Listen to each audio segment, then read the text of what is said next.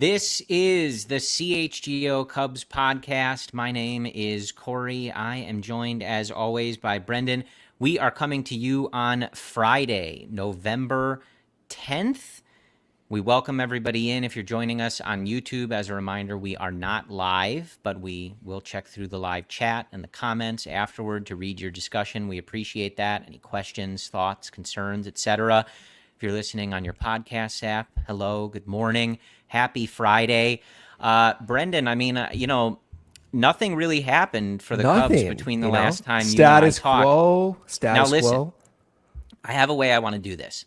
Okay. I was able to join Cody, Luke, and Ryan for an emergency podcast earlier this week because the Cubs have a new manager. We will talk about that. I don't want to go through everything we talked about when he first signed, but we've heard from Jed since. We've heard a little bit from David Ross since.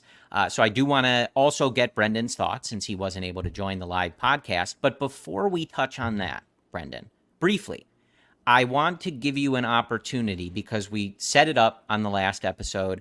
I would like for you, in your best Pat Hughes impression, your best announcer impression, I don't have his voice. Please reintroduce to us, given some new things, reintroduce the Chicago Cubs middle infield to us. Gold Glovers, Dansby Swanson, and Nico Hoerner, Corey. Gold Glovers. They were able to get beyond corruption from Rawlings because they were so good. You could not possibly give the award to anyone else. The Chicago Cubs Gold Glove middle infield. Beautiful. Yes. So beautiful. Just wanted to start there. So much has happened in the past week. I forgot that was last week. Yes. I thought that was like 2 weeks ago. Well, when you and I only speak once a week, sometimes a lot happens. Sometimes nothing happens between you and I speaking, and sometimes everything happens. I will say that entire day, that Gold Glove announcement day, I was going through all the different defensive metrics, and you had Stott from Philly. I thought he was going to win. I looked up what glove he's using. He uses a Rawlings glove. I'm like, oh, this is over. And there are a few fringe metrics that he was better than Nico with. And I thought, all right, it's not going to happen. Nico's going to get snubbed. I was shocked he won that Gold Glove award, even though he deserved it. Yeah. So congratulations. Of course, Dansby's won it before, but Nico Hoerner, a much deserved first Gold Glove, which was something that we hoped would happen once he found himself a final position, right, on this roster after kind of doing double duty when he first came up, etc. And also, again, congrats once again to Ian Happ, who wins another Gold Glove, his second in a row, and a real credit to him. We said it the first time he won the Gold Glove, but, this is a guy who obviously did not start his career playing the outfield, left field, had to learn, had to take his lumps, right? And now he's got some pretty significant hardware to show for it. And all that stuff usually helps these guys continue to get paid, and it's good for them. So we're happy for these three guys. Congratulations to them. Cody Bellinger on Thursday evening won a Silver Slugger Award. So you like to see your guys rewarded. It's good. It's good when the people we root for do good things and get rewarded for it. And it's a proof of concept that you can take athletes and find positions for them. Nico Hoerner was playing center field 3 seasons ago during spring training. I think it was 2020 or 2019, whatever it was. I want to say 2020. And now he's a Gold Glover. In fact, he could have, and he should have, been up for consideration in 2022 when Dansby won it, and he was snubbed from the finalists. So you think of other guys, we're not going to get into it, but even someone like Christopher Morel, who's playing first base. You knew I was going there, right?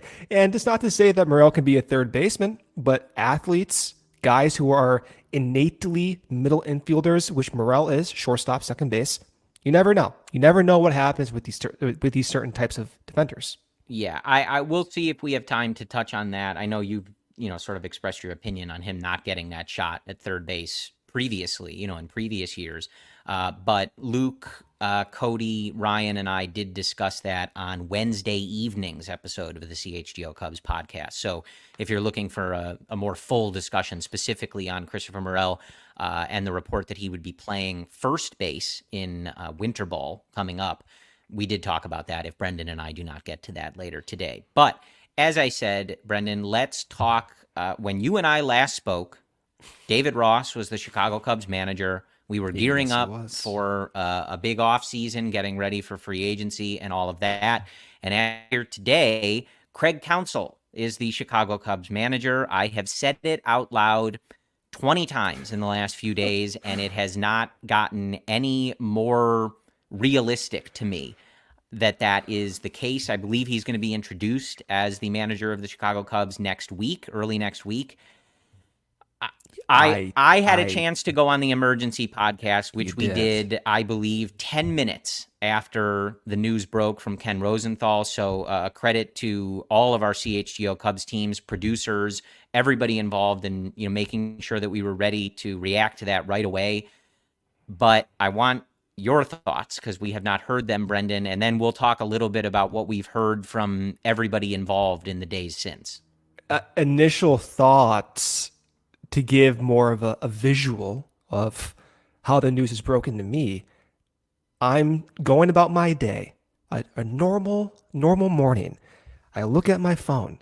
I have 60 notifications. I have 2 missed phone calls from our friend here, Corey Friedman. I thought someone died.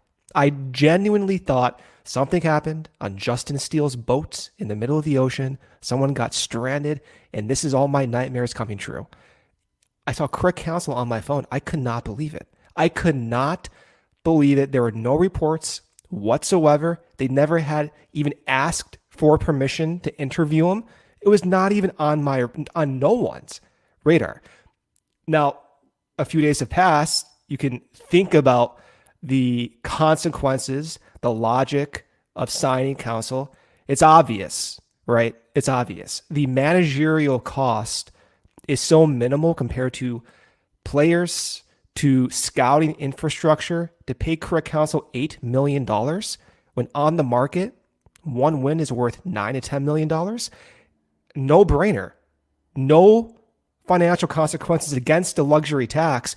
And if the opportunity is there to improve, even if it's a fringe improvement, which sure, you can make the argument, even though I don't think it is, that he is a fringe improvement over us, it's the cost. It doesn't cost anything financially. Now, you may hit a reputation, given that you kind of went behind David Ross and publicly touted him as your guy.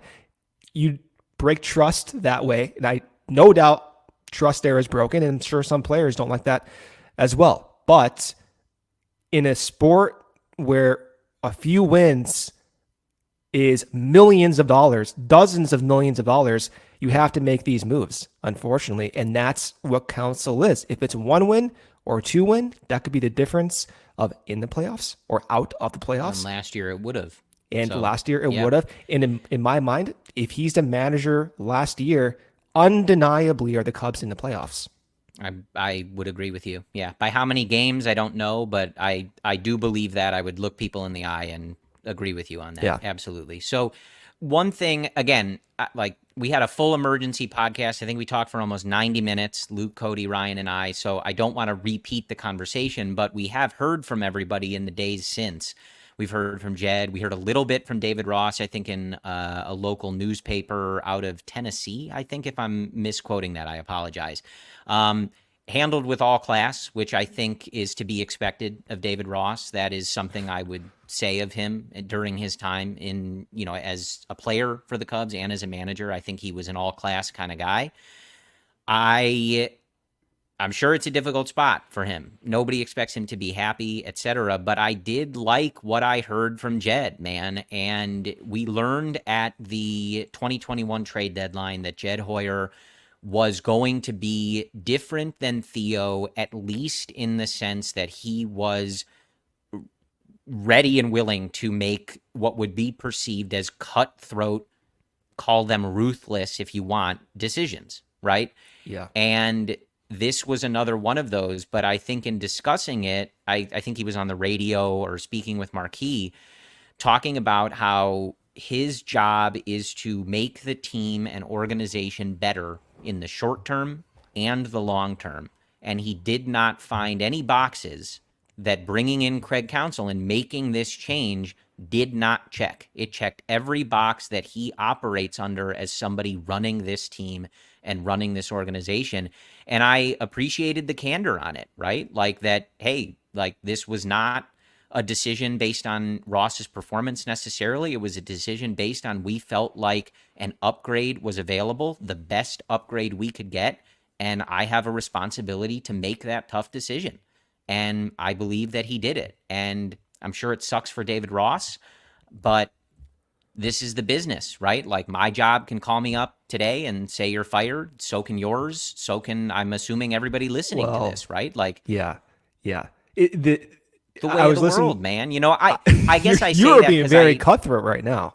I don't think I really liked how much of the like woe is David Ross stories that were put out. I hear you. Listen, I'm not saying that I'm glad this happened to him, the person. We get it. You right? hate him. You hate him.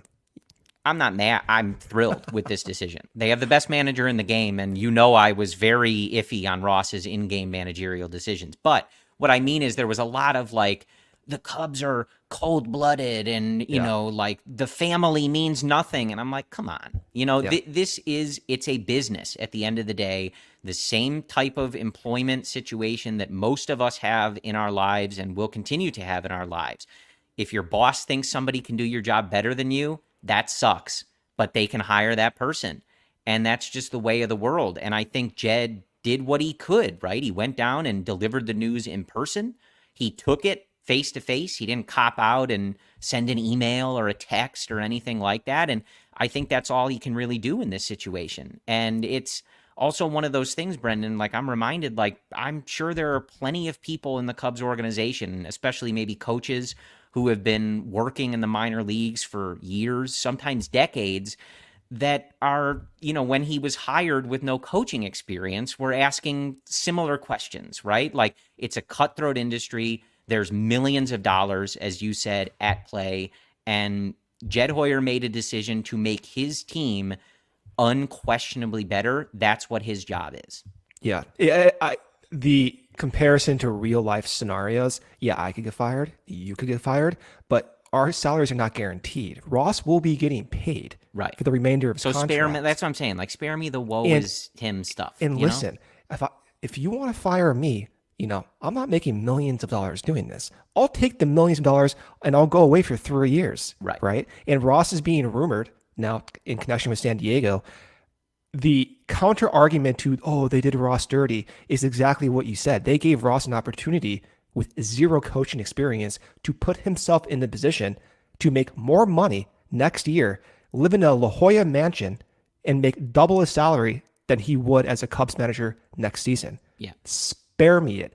And from Jed's perspective, if he does not make this team an obvious contender next year, he may be joining Ross on severance, if you want to be dramatic about that. He has to make the move. Unfortunately, this is what it is. Sports and real life jobs aren't the same type of conversation at all. And it goes to all the players. If I'm a player, I want to know that my team is putting every effort in to win. Now, are there going to be players who do value the loyalty and value going through together? Yes, those players probably will be upset, but ultimately it kind of puts you up to the test as well. If you're not doing your job, you could be out as well. And I think that urgency is overall a net positive. And in the short goings, it may be uncomfortable. Some guys may not like it. It may appear as if the Cubs are cold-blooded, but in this sport, in baseball, that requires to innovate and iterate fast, this has to happen. It was undeniably obvious that Counsell is going to give the Cubs a better chance to win baseball games, and as a result, David Ross has to go, even if he did a good job. Yeah. So we'll talk a little bit more about this, laying out the rest of the show. Obviously, rumors abound. We do not have any concrete movement or for sure things happening, which is, you know, the general state of the baseball offseason at times. But we will take a look at some of those rumors. There's definitely some thick smoke, let's call it, in some areas. Whether you believe that there is a fire on the other end is totally up to you at this point. So we will talk about that stuff. But I did want to give you a chance to sort of offer thoughts on Counsell, and also again to reiterate, like I thought David Ross handled that the first time he spoke to a newspaper. I thought he handled that very well, and I would expect nothing less. I'm sure he's pissed. I'm sure he's sad. I'm sure he has questions the same that we would ask. Like, I'm sure Jed shows up and he's like, bro, I didn't sign Eric Hosmer. Like, what are you yelling at me for, right?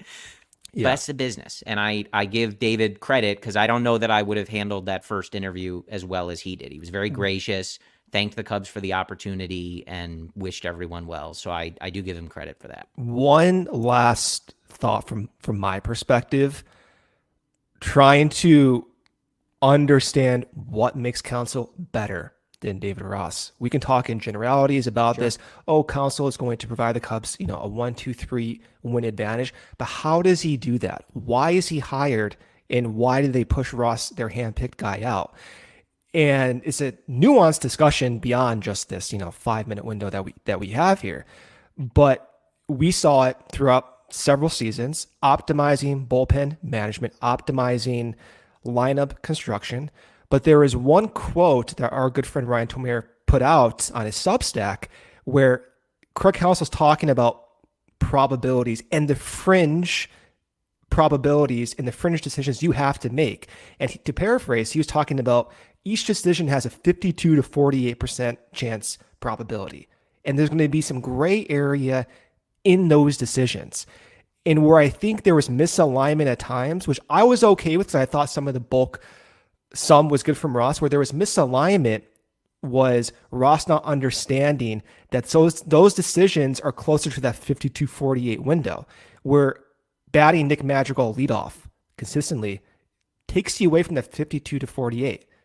It may in his mind think, okay, if he does this, if Madrigal bats long-term in his leadoff spot, then maybe in the next 2 weeks, he can get comfortable and the Cubs can win more games. Counsell doesn't look at it like that. He looks at this more in a narrow window where each decision has those fringe type of consequences, and he's going to maximize, get the most, and think in those terms.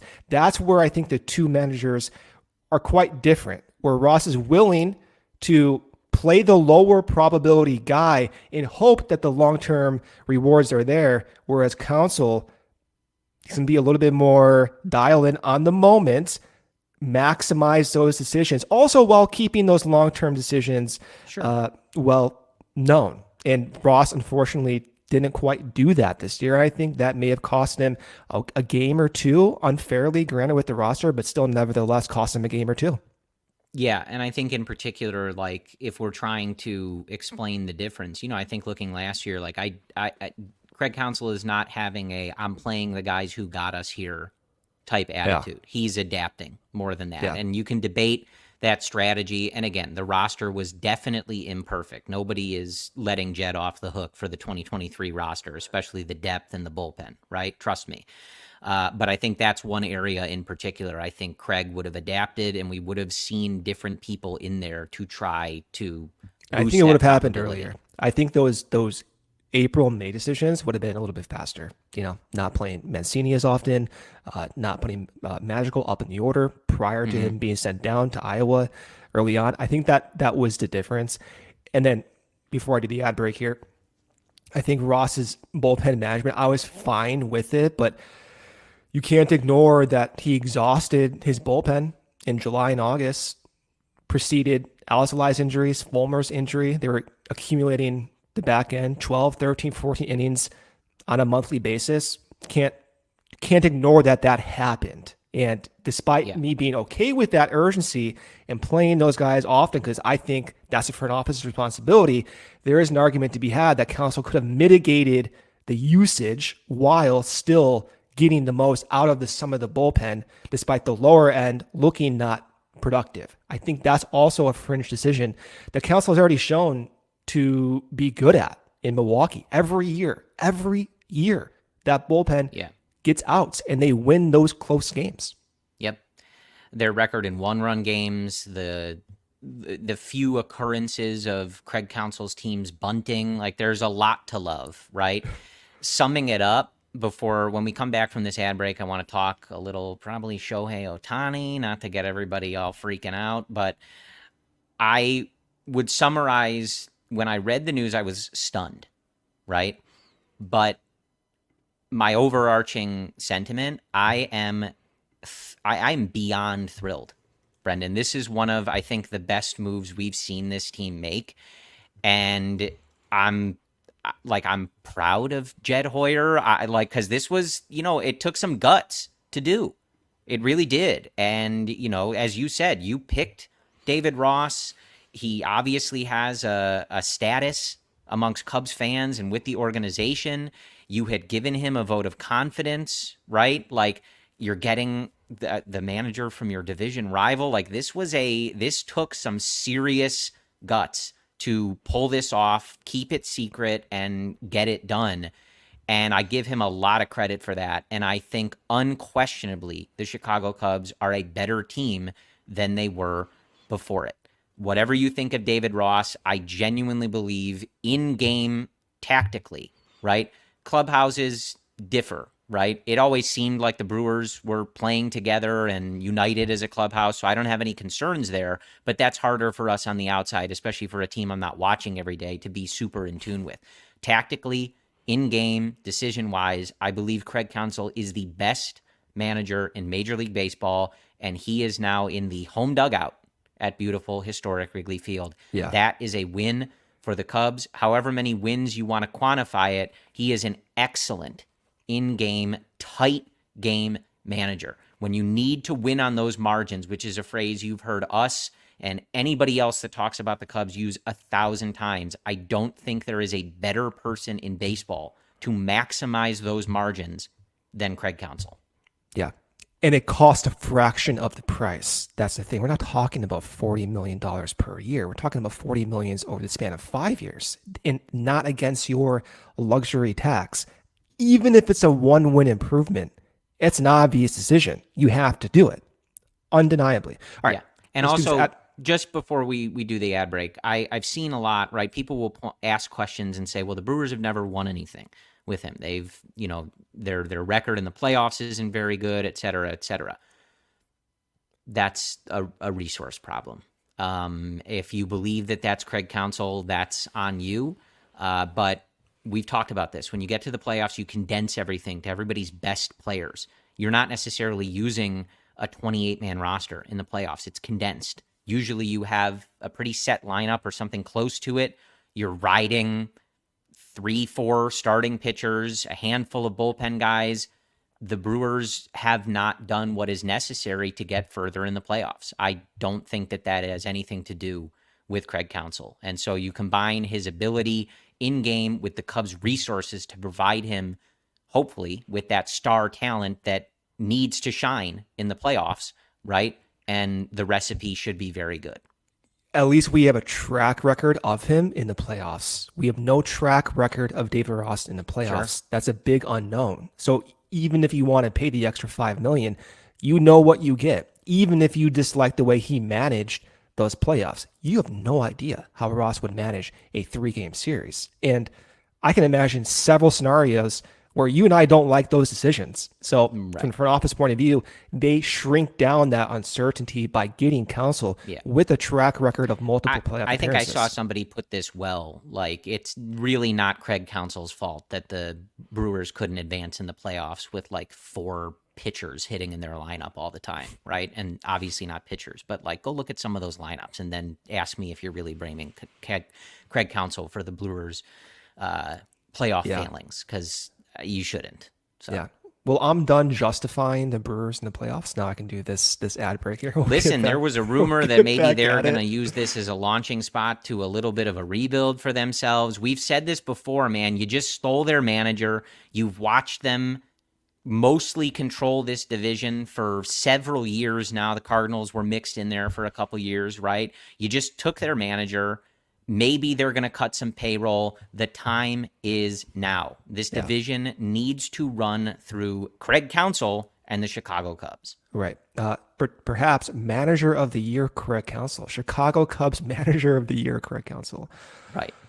All right. let's do this ad break here. Then we'll come back and finish off our discussion. First one here from Circa Sportsbook.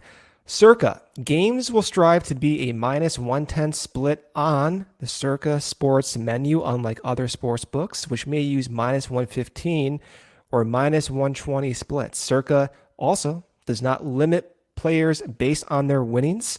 Every player has the same limits, unlike other books who do limit winning players. I am not a winning player. You do not have to worry about limiting me, despite all my efforts. They encourage bettors to download and explore other sport betting apps when available and compare their lines to the Circa Sportsbook. There's also real people behind the Circa Sports brand who resolve issues in a timely fashion, unlike other books who use chatbots. Download the Circa Sports Illinois app at circasports.com/Illinois-app to sign up today. Also, be on the lookout for Circa events, watch parties, tailgates. And if you or someone you know has a gambling problem, call 1-800-GAMBLER, 1-800-426-2537, or text GAMB to 833-234, or visit areyoureallywinning.com. Second break here. If you need the perfect bag for game day, Corey, Varsity Coolers will have you set game day and beyond with the best portable cooler and weekend duffel around. They have a unique design. You can have an exterior bag of your team colors. It also doubles as a cooler. It's waterproof, double insulated, which is my favorite. I like having, whether it be very cold drinks or very hot drinks. I very much value that insulation, and it fits in the golf cart. So for trying to get away from the Chicago weather, going and golfing in a more warmer environment right now, get your Varsity Cooler. It's also the perfect Christmas gift. 21 teams are represented by Varsity Cooler, so they're perfect for any football fan in your life. And they're built to show up in style to a party or repping around town. Head over to varsitycoolers.us and use code CHGO at checkout for 10% off your order. All right, so Brendan, we know that Craig Counsell can work with less, right? Yeah. He can get more out of a roster than I believe David Ross can, than I believe any manager can. That being said, let's get him some really good players, right? Let's just combine those things. You have a really good manager who maximizes the margins, but you almost don't even care because the roster's so good, right? We should just do that. One thing that I appreciated from Jed's conversation after hiring Craig Counsell, poaching Craig Counsell, stealing the Cubs manager, Craig Counsell. Right. Okay. He said that, don't necessarily read into, like a lot of us did, that this guarantees some crazy offseason for the Cubs, right? And I said the other day, I would look at things more in the window of Craig Counsell's contract, right? Combine that with the prospect timeline, the way you have certain guys like Dansby, et cetera, locked up. It's a window. It's not always just 1 year we're pushing all our chips in. I appreciated Jed saying that. Some people took that as like, oh, they're not going to spend. They got Counsell so that he can win the division last year, right? But they don't have to spend more money, right? He can take the roster that they had last year and win, and they don't have to spend some money. I didn't take it that way. I took Jed saying that as you can't guarantee this stuff, right? Best laid plans. So several years ago, when Theo Epstein gave what was described as a, extreme blown away experience pitch to Shohei Ohtani, they didn't have the DH, and he chose to be on the West Coast, right? Best laid plans. You did the best you could. You were prepared to spend the money. Tom Ricketts signed off. He chose somewhere else. And so that's what I took from Jed saying that. Not don't prepare for the Cubs to be cheap, right? But just understand that maybe they have things lined up that they pull off an offseason that we have been dreaming about our whole lives, Brendan. But maybe some of those decisions just don't go their way. Maybe you have the best package for Juan Soto and AJ Preller just really likes a player in another organization, right? That's how these things work. It's out of your control. So that's how I took that. And I bring that up to sort of segue us into the conversation.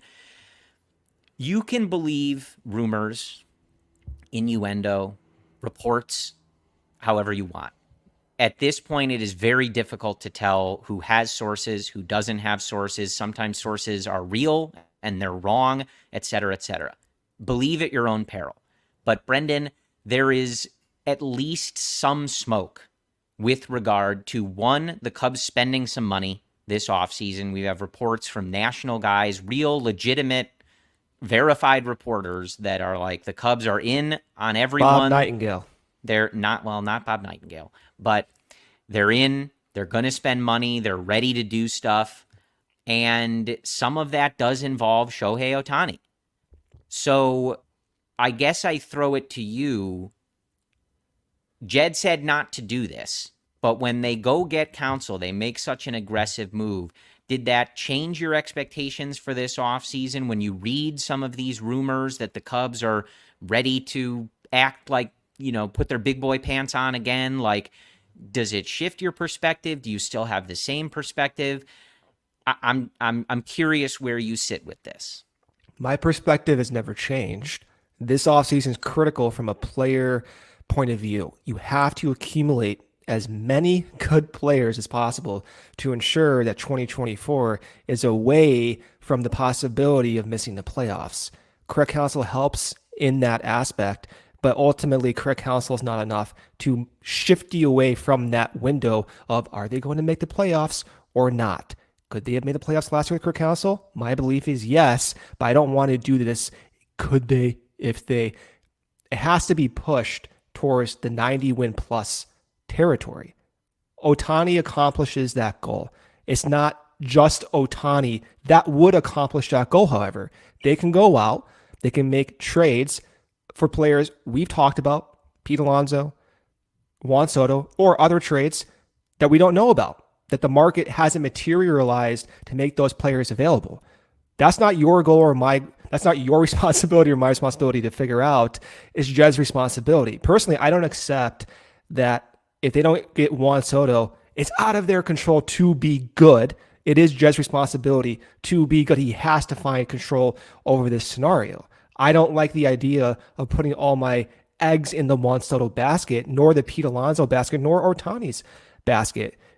And they're going to need one of those guys and then some. If it's Juan Soto and Cody Bellinger, that accomplishes that goal for me. If it's Ohtani and Pete Alonso, of course, that accomplishes that goal for me as well. But there has to be player accumulation in the form of one of those guys, in my opinion, one of those big fish, and then some, in improving your depth, in addition to improving your certainty in your bullpen and in your pitching. It is a very difficult ask. This is a very ambitious ask from a fan's point of view to put you in that territory, but we've waited several years. There's front office executives. One thing I will say about the Craig Counsell situation that kind of got my brain going, Tom Ricketson applied the same logic to Jed Hoyer and that we've talked about. I like the direction the farm system's going.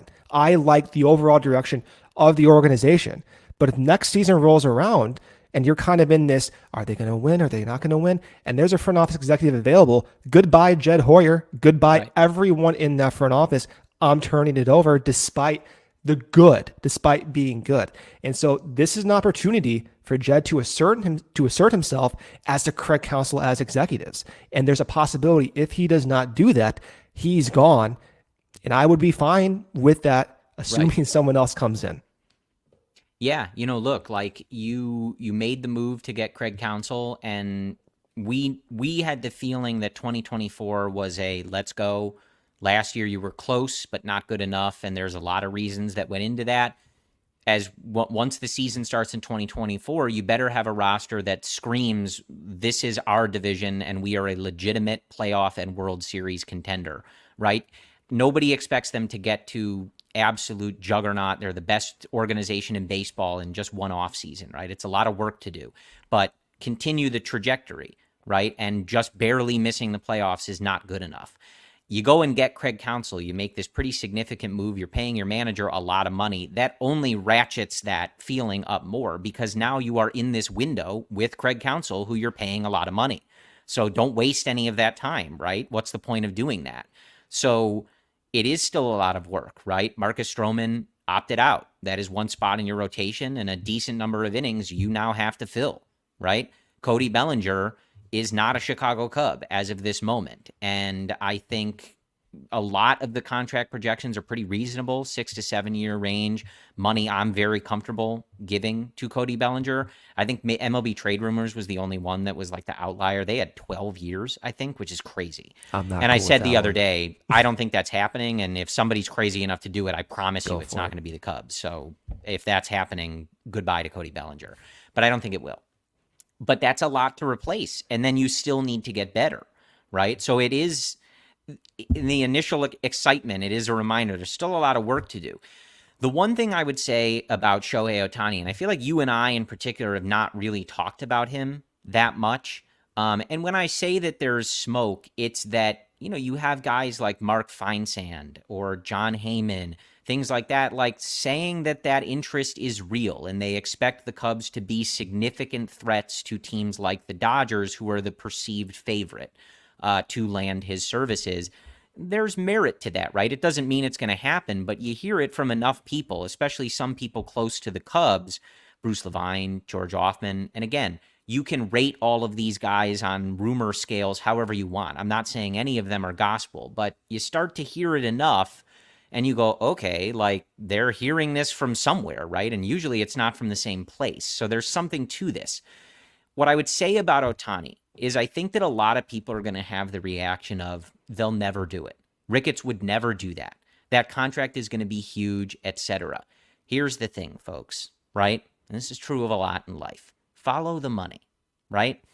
With Shohei Ohtani, especially when you already have Seiya Suzuki in the fold, a friend of his, right? You've had Yu Darvish speak glowingly about your organization. They are also apparently in the market for Yoshinobu Yamamoto, the Japanese starting pitcher that everybody has their eyes on, right? Bringing Shohei Ohtani to your team, wherever your team is, this is true for every team in Major League Baseball. This would be true if a team signed him to play soccer, right? Doesn't matter.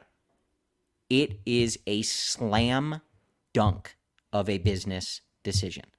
And so I think for a lot of people, you have to rework your perspective. If you think the Ricketts are cheap, if you think they'll never sign a deal like that, that might be true for most people.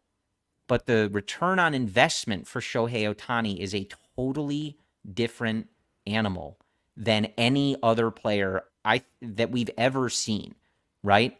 The ability to sell your team and your network to the whole world, right? Let alone just Japan, but the whole world. Shohei Ohtani is a star. I can't even imagine the value of that, right? I remember watching a game that I think it was the Padres, when the Angels went to San Diego. They changed those green screen ads behind the plate on their broadcast to be for Japanese companies because Shohei Ohtani was there. He wasn't even on their team, Brendan. That's the type of thing we're talking about. You have these jersey patches now that you could potentially have a Japanese investor because so many eyes are on there. I mean, we're talking at Wrigley Field, they might have to build a new auxiliary press box. I don't even think there's enough room. Fine. We'd have to ask our guy Ryan Herrera, but I've been in there on those tours. I don't think there's enough room for all of the media that would be showing up to all of these games. So on that in particular, if you ask the question, do I think the Cubs would give out, let's say, a 10-plus year extension for $500 million to Juan Soto, I would have my questions on it. I'm not sure. I think he's young enough that you could make sense of that. Of course it makes sense and they should do it. I'm saying the Cubs specifically. Shohei Ohtani is a totally different thing, man. And I think a lot of fans don't truly realize that. They look at the price tag and they say, oh, no way. The Cubs have never done that. They're not going to do that. Biblical losses and all that. And like, I get it, but Shohei's different, man. Crane Kenny knows this. Tom Ricketts knows this. Everybody knows this. This is a money-making decision, not necessarily the other way around. The numbers separate from the financials, which, as you outlined, make enormous sense to me. Generally, I don't understand all the potential revenue avenues they can explore. I do know Yu Darvish's market was insane. The Twitter following, the social media presence, the amount of attention Japanese fans paid to the Cubs was, in my lifetime, second to none.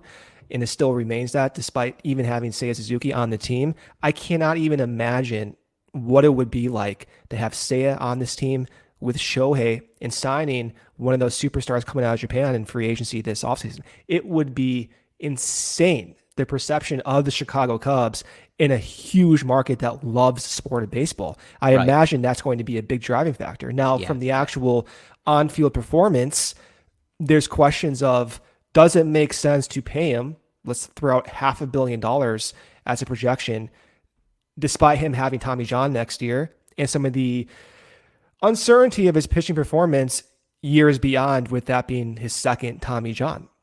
The counter to that is he's the best hitter in the league. Right. And if you look at just percentiles of expected stats and actual stats, I'll just read this off because it's quite funny and I want to do it. His expected isolated power last year was 100th percentile, slugging 100th percentile, WOBA 99th, barrel 100th, walk rate 98th, max exit velocity 99th. Every single number I'm looking at is 98 or above for percentile. And I didn't know this, his speed rating is in the same percentile as Ronald Acuna. Everyone else, everything else with that, every other player with those power and offensive numbers, their speed percentile is sub 30th. And Ohtani is apparently above average by almost a standard deviation. That points to it as his athleticism. Now, in terms of pitching, he's going to come back. He will throw a baseball again. Is that in the form of... I'm sorry, but just imagine your graphs for Shohei Ohtani. You talking? I would be up until 3 a.m. making those graphs, Corey. I mean, you deserve it. You've spent a lot of time making them for pitchers who I don't think deserve the quality of your work. So, well, thank you. We know that's a good thing that I can do that. Also, a sad thing that I actually do that. But with him, he's going to come back. The athleticism I just talked about is also manifested in his pitching. He's going to come back and throw in the mid-upper 90s. I imagine that's a strong possibility. Then the question is it 100 innings or 120 innings or 150 innings? If it's 100 or 120 or even slightly below that, it does not matter, because the value you get from those innings as a complement to his offensive value is absurd. We're talking about a guy who put up 10 worse seasons the past 2 years, pitching and hitting combined. That's insane that you get. And one last point with Ohtani, he's going to come back. The Cubs have had success with Tommy John pitchers who have been aggressive getting Tommy John. Justin Steele had Tommy John, and they drafted him. They have the ability to rehab these guys. That is in their playbook. I imagine if I'm Shohei Ohtani, I want to preserve my career and have a team with a staff with a track record of building guys back up from Tommy John. And they did that. And the Cubs actually did that, I believe, with, it may not have been Tommy John, but it was still significant arm injuries with like Kendall Graveman, for example. Drew Smyly in 2019 was on this team, went away, came back, but they paid for his rehab. A lot of our jokings about this medical staff, but when it comes to the pitching rehab side of the operation, they've done phenomenal work, and they brought these guys back. That will also be included in Shohei's anticipation and his willingness to go with a team. And also the Cubs have the track record of bringing those guys back. So you kind of have to do the move. If he wants to come to the Cubs and it's cost you $500 million, the concern that he's not going to live up to that value on the field, I think you can make the argument he will. And if he doesn't, well, you're going to be exploring a baseball market that no team has ever explored. If he doesn't, for whatever reason, live up to it on the field, Tom and Crane aren't going to care because they're printing money inside the Cubs offices. Yeah, that's my point. It doesn't matter. I read, I thought it was well put from a friend on Twitter. I can't remember who said it, but like signing Shohei Ohtani is one of those that it's like almost impossible to, from a business perspective, make that move and end up losing money. I don't even know how you would do it. I can't even imagine how many jerseys you would sell. And that's not even talking about then getting the games to different countries, the people coming in. The Hotel Zachary would be, you could charge $10,000 a night for the amount of people that are going to be trying to get those rooms and filling up those bars and everything. And as we all know, right, like the best way for these teams to make money is to be good. Fill the stadium, make the playoffs, go to the World Series. All of that combined with the star power of Shohei Ohtani. God. Here's the thing. I don't know where I would say I think the odds are that they get him, right? Because I think, unfortunately, the Dodgers can offer basically all of this, right? In terms of they now have the DH as well. They have the money. They have a reputation of winning, which I think is going to be very important to Shohei after playing in Anaheim, where nobody wins. Right. West Coast. Yes. So I think, unfortunately, the Dodgers check a lot of these boxes, and you're going to have to convince him to choose you, because I think if it's coming down to money or things like that, I think they can rival you. And I'm sure Andrew Friedman has been waiting for this after missing out the first time, right? Yeah. But I will tell you, I do genuinely believe their interest is real and their pursuit will be real. And it's all for a lot of those things, right? And I think not that they make the move because of that, but you haven't been doing a lot of winning lately. And a good way to sell Shohei Ohtani that is changing is, one, Dansby Swanson, right? And two, you made a really aggressive move to go get the best manager in the game. That is something that does send a signal to people like, hey, this team didn't make the playoffs. They've been in a rebuild or whatever, but they're obviously taking things seriously. So here's what we do. You just copy and paste. I'm assuming Theo can just share access on the Google Slides that they used the first time. I thought he already does. For Ohtani, right? They probably use that VR setup that they got John Lester. Remember, they showed John Lester like the VR of him pitching in a playoff game at Wrigley Field. Did that happen, by the way? That was real, though. It ended up being real. John Lester pitching in the World Series. It did come to fruition, yes. Okay. John Lester was very good for the Chicago Cubs in the playoffs and helped them win the 2016 World Series. Yeah. World Series, correct, yes. Yes. And so just use the same pitch, get the money up, do what you have to do, and then I got to tell you, man, I know it's his offseason. He earned a nice little rest, but Seiya, brother, need you to go to work, all right? Put your recruiting hat on, okay? You know what'll make those frigid days in April at Wrigley Field that Seiya notoriously does not like, and maybe Jed lied to him a little bit about, right? Then the way to make those days warmer, warm me up inside, Seiya. How about playing with your best friend? There you go. You go on the mound at Wrigley Field, "Go Cubs, go" is blaring from the speakers, and you give your best friend a hug. That's what you do. You warm up, and you get through that month. The ivy comes blossoming through in the end of April, beginning of May. You got your beautiful, quintessential summer city of Chicago. That's the pitch.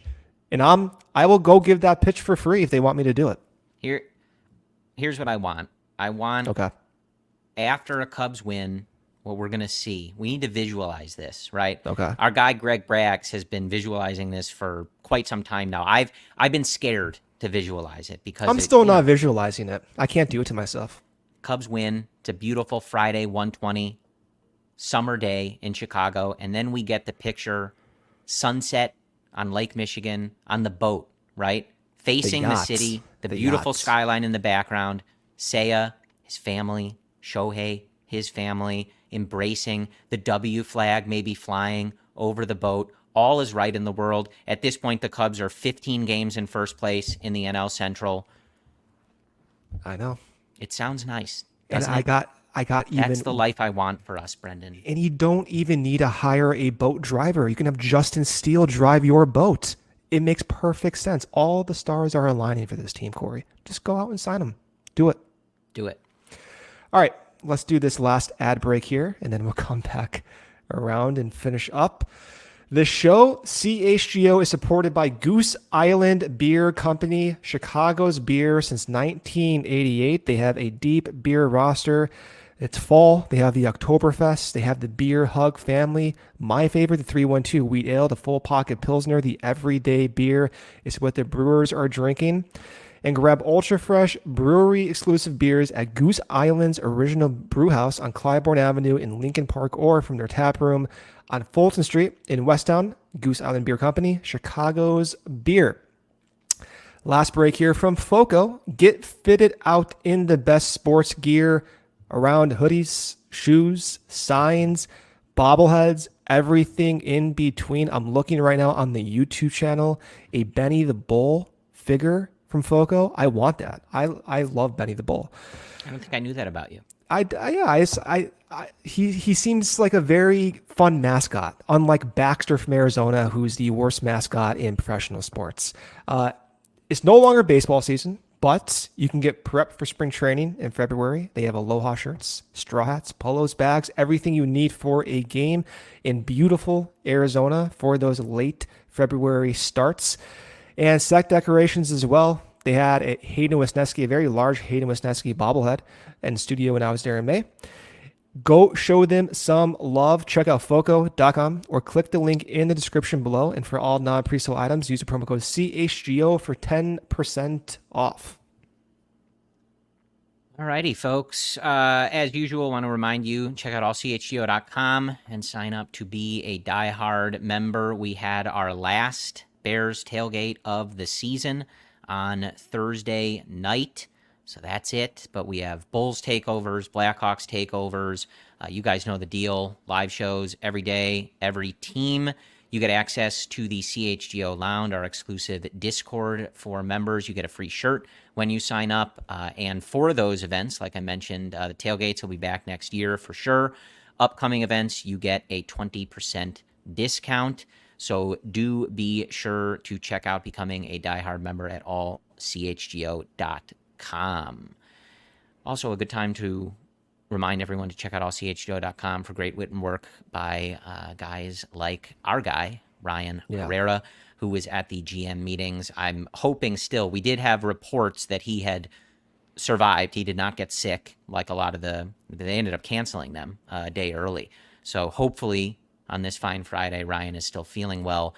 No worse for wear for going out and doing his job at the GM meetings. So check out allchgo.com, has all the information you need. All right, Brendan, finishing up.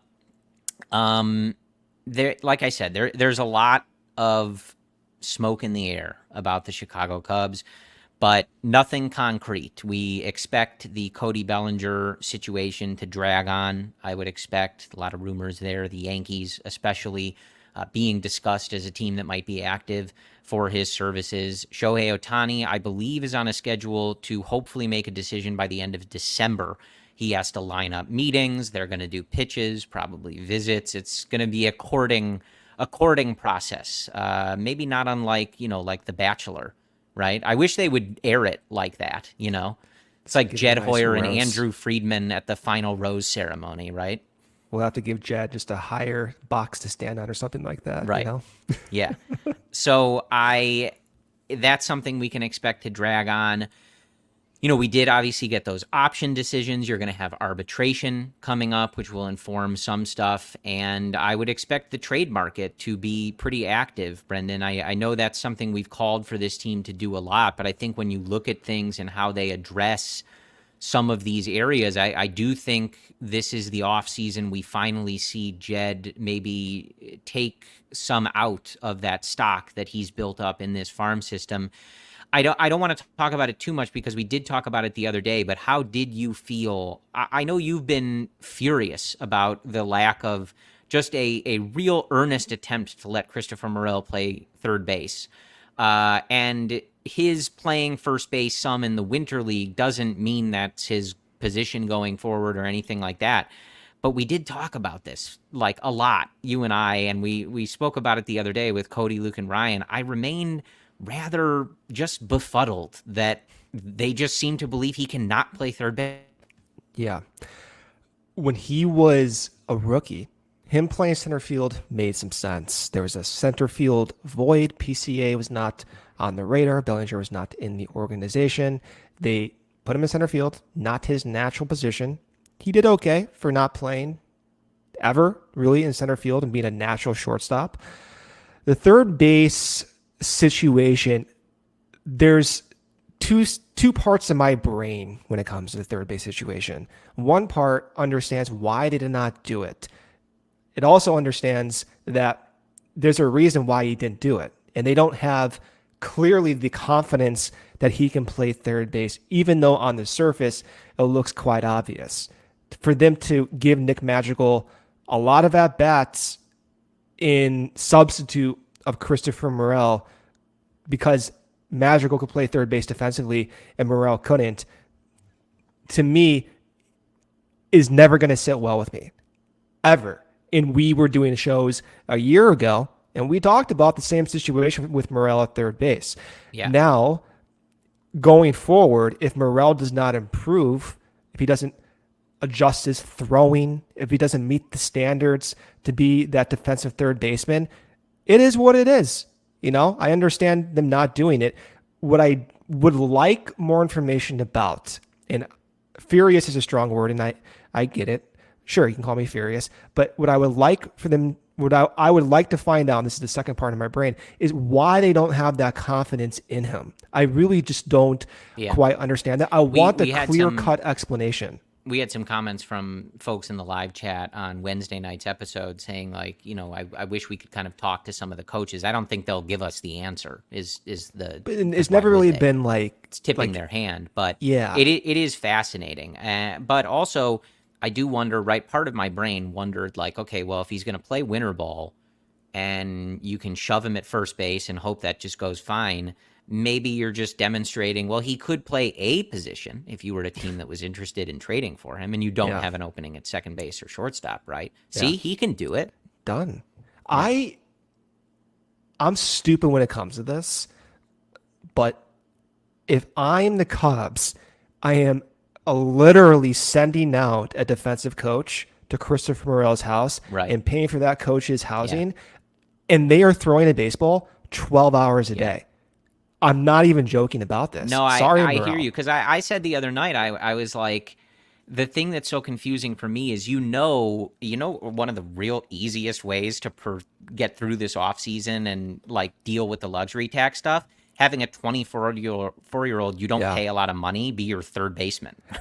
And it might be they would love nothing more than for that to be the case. So the fact that they're not making it happen is indicative that they truly just don't think that it can. And it might be too late, you know? It may not have aligned well for the Cubs' timing and their competitive window. They gave him a shot in the outfield, didn't meet the standards. 2023 rolled around. You got Cody Bellinger. They didn't give him enough time to adjust to third base. They wanted to win games. They didn't give him that opportunity, and now we're going into 2024, and there's potential better options at third base, and he's in trade scenarios for Juan Soto, and it may not just have worked timing-wise. Still, go to his house, throw a baseball 12 hours a day, and at least give me that chance if it's even a slim chance of happening. That's what I really, really don't understand that process. And I would like, from a fan's point of view, I would like to know exactly, not generally, exactly why they don't think he's going to be a third baseman. That way I won't complain in the future, because I have this idea of what they're looking for. Sure. We'll find other stuff to complain about. Don't worry. Yes, we will. All right. So I think in terms of upcoming dates, you know, the winter meetings are a little under a month away. If that's something that you're looking at, obviously you're going to have non-tender deadlines, got to accept qualifying offers at some point. If you're going to do that, the Cubs did extend one to Cody Bellinger, I believe. Yes. And other than that, 40-man roster trimming and manicuring ahead of the Rule 5 draft, something to keep an eye on. Obviously, it gets tricky, with the prospects that the Cubs do have. You can't hold on to everybody. You do have to make some of those decisions. But that is, I would probably send you to our guys at Northside Bound to explain some of that stuff. That's not really my area of expertise. But this is the beginning of what I hope is a very exciting offseason. This week, Brendan, included a decision, a change, an upgrade that was not on my radar at all. I I was and remain completely stunned that Craig Counsell is the manager of the Chicago Cubs. And I hope that there's more surprises in store for this offseason. So, again, for now, the usual caution, like make sure if you read a rumor that you make sure it's the real Ken Rosenthal that tweeted it, or that the person who's putting it out has some believability or track record or anything, or believe everything for all I care. It's really up to you. But tread carefully. It gets dangerous in those social media waters around rumor time, because rumors sell, folks. So keep that in mind. But all the reports suggest that the Cubs are ready to spend some money. They're ready to be involved in some of these conversations and make the team better. Ultimately, what that looks like, we can judge at the end of the offseason in its totality, and when we're looking at a team that's ready to break camp and head to the regular season and stuff. But it sounds good, Brendan. I'm letting myself believe that it's going to be a big offseason, and as we've noted, it really has to be for everybody in the organization. They have got to ratchet things up and put an unquestionably better product on the field in 2024. There are a lot of different paths to get there. We will see how creative Jed needs to be, how crazy he ends up getting, what this money situation looks like. But the ultimate conclusion is he's got to get there, and that is his job, and we'll see how he does.